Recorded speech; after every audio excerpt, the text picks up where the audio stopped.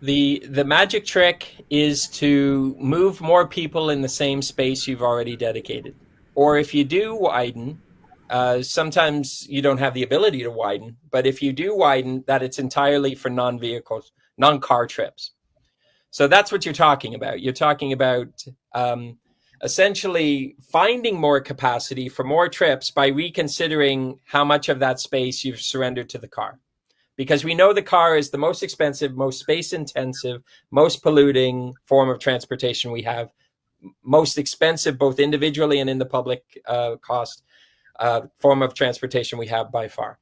So the key is to move more people in the same space with less per capita cost per trip, and less emissions per trip, etc. That's the magic trick that smart cities are doing.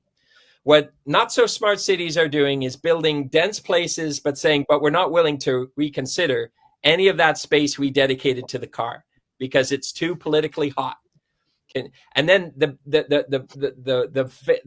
massive failure that comes with that is that basically you allow the density.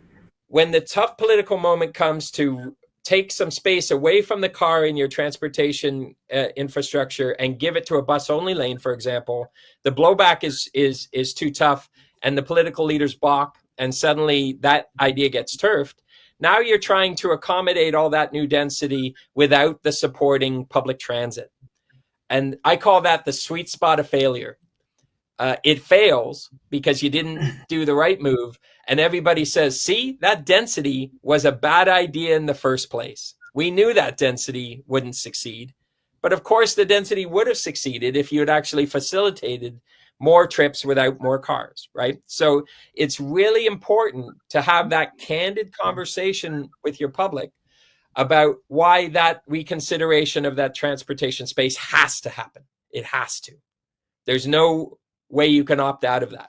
And I know that's tough. Sometimes it's even tougher to have that conversation about taking away a lane of traffic for cars and giving it to transit. That's even a tougher conversation than approving the density was in the first place. But you absolutely have to win on that battle, or else this idea doesn't work. You end up getting higher density for cars, and that can actually be the worst case scenario. So